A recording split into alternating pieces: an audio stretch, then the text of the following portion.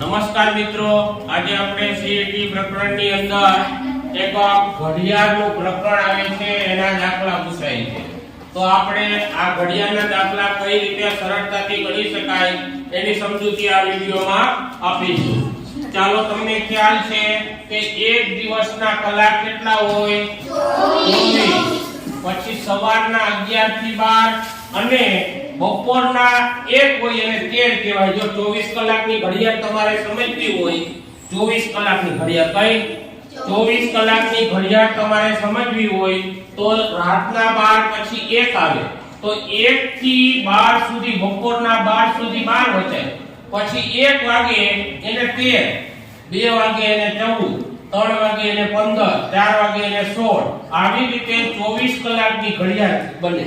તો આ 24 કલાકની ઘડિયાળ પણ તમારે યાદ રાખવાની છે. ચાલો, એમ કીધું હોય કે 18 કલાકે આપણે છૂટીએ છીએ. નિશાળેથી છૂટવાનો ટાઈમ 18 કલાકનો છે, તો કેટલા વાગ્યાનો હોય? 6 વાગ્યાનો. જો આવી રીતે સમય એક હોય તો તમારે સમજવાનું કે બપોર પછીનો જ સમય હોય. 13, 14, 15, 18, 19, 20, 24 એક હોય તો તમારે સમજી જાવ. ચાલો, સવારના સમયને અંગ્રેજીમાં ઘણીવાર તમને રકમમાં AM PM એ લખેલું હોય, તો એ સમજી જવાનું કે AM હોય તો સવારના, PM હોય તો બપોરના. ABCD નો પહેલો અક્ષર કયો આવે? તો A સવારના, PM બપોરના. ચાલો, ત્યાર પછી 1 કલાકમાં કેટલી મિનિટ હોય? પછી 1 મિનિટમાં કેટલી સેકન્ડ હોય? ચાલો, કાટખૂણો આપણે ગણિતમાં ભણી ગયા છીએ. કાટખૂણો હોય તો કેટલા અંશનો ખૂણો હોય? 90. અને 1 થી 90 ની વચ્ચે એટલે 1 થી 89, તો એ લઘુકોણ થાય.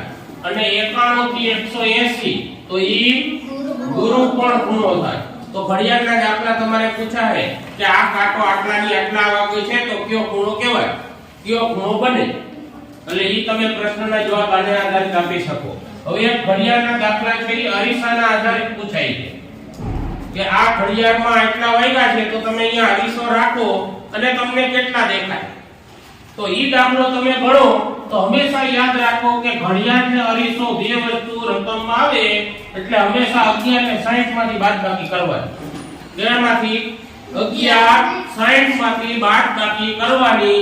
જો તમને 12 આપેલા હોય, 11 થી મોટા એક 12 જ આવે ઘડિયાળમાં, 12 આપેલા હોય તો ખાલી મિનિટ જ બાદ કરવાની.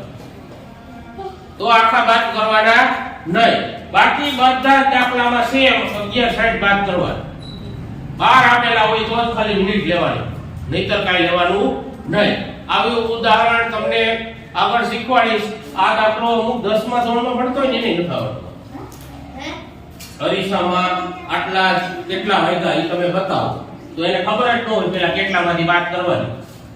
એટલે આ દાખલો તમે જો આટલી 3 લીટી મગજમાં રાખો તો જ ગણી શકશો, નહીતર ગણી શકશો નહીં. ચાલો, વધારે ઉદાહરણો આપણે આવતા વિડિયોમાં